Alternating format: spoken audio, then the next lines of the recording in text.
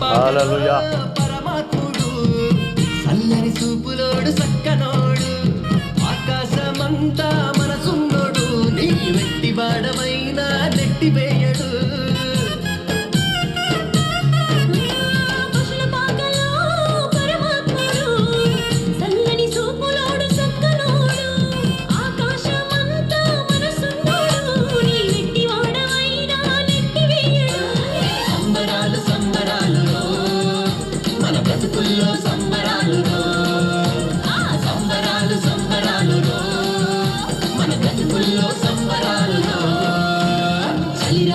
ఎదురు చూసి తూరుపేమో చుక్క చూపే గొల్లలేమో పరుగునొచ్చి దూతలేమో పొగడవచ్చే. పుట్టాడు పుట్టాడు రాజు మెస్సయ్య పుట్టాడు మన కోసం పుట్టాడు పుట్టాడు రాజు మెస్సయ్య పుట్టాడు.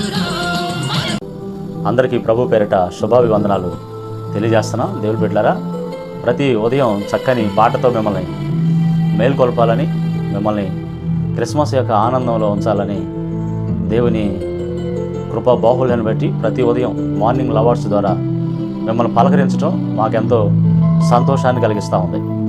ఈరోజు యాకోబు రాసిన పత్రిక 2వ అధ్యాయము 17వ వచనంలో, అలాగే విశ్వాసం క్రియలు లేనిదైతే అది ఒంటరిగా ఉండి మృతమైన దగును, విశ్వాసం క్రియలు లేనిదైతే ఒంటరిగా ఉండి మృతమైన దగును అనేటటువంటి మాట మనం చూస్తూ ఉంటాం.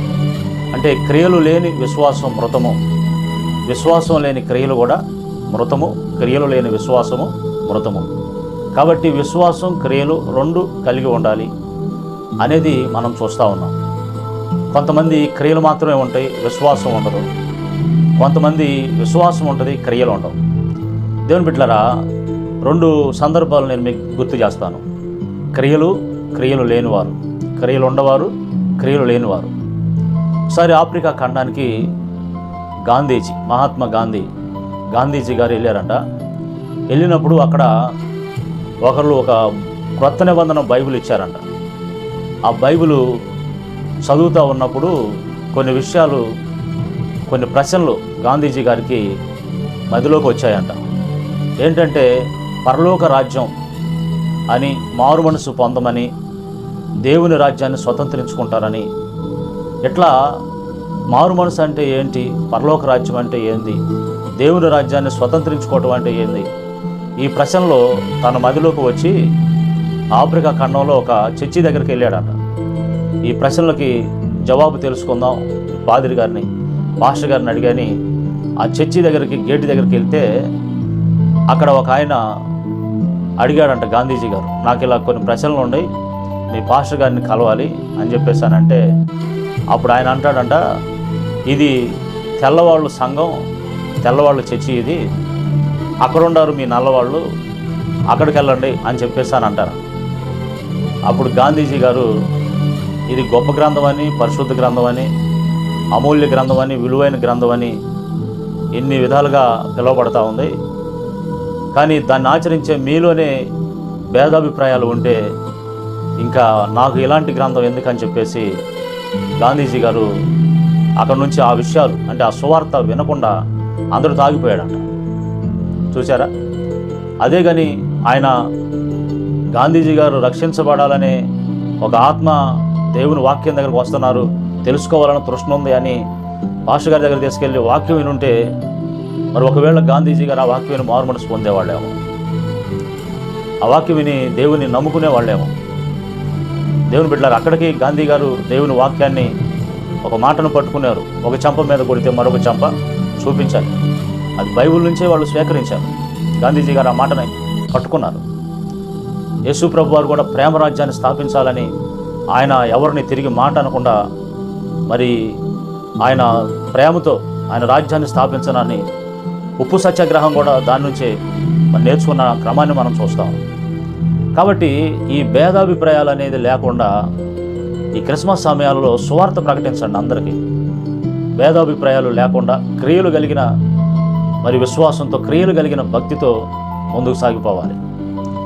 మరొక మాట చెప్తానని చెప్పాను కదా, ఒకసారి ఒక కండక్టర్ గారు, బస్ కండక్టర్ గారు చర్చికి వచ్చాడంట.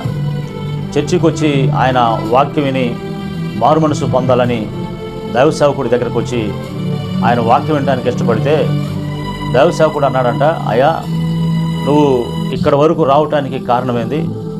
ఈరోజు మందిరానికి ఎవరు మిమ్మల్ని తీసుకొచ్చారు? మందిరానికి రావటానికి కారణం ఏందా అంటే ఆయన అంటాడంట, ఒక రూపాయి బిళ్ళ దానికి కారణం అంటాడంట. చాలా విచిత్రంగా ఉంది. రూపాయి బిళ్ళ కారణం ఏంటి నువ్వు మందిరానికి రావడానికి అని చెప్పేశానంటే, అయ్యా ఒకసారి మా బస్సులో మీరు ప్రయాణం చేశారు. ఆ ప్రయాణం చేసినప్పుడు మరి నేను మీ గురించి మీ చర్చి వాళ్ళు చాలామంది మా పాస్టర్ గారు నమ్మకమైన వాడు, మా పాస్టర్ గారు యథార్థవంతుడు, మా పాస్టర్ గారు మంచోడని చాలామంది మిమ్మల్ని గురించి చెప్తున్నారు.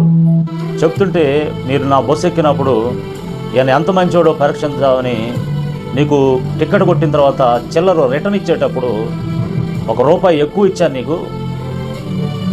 ఆ తర్వాత మీరు బస్సు దిగేటప్పుడు ఆ రూపాయి తీసుకొచ్చి, అయ్యా నాకు చిల్లర ₹1 ఎక్కువ ఇచ్చారు మీరు, ఈ రూపాయి నాది కాదు నీది అని నాకు ఇచ్చారా తిరిగి ఆ రూపాయి.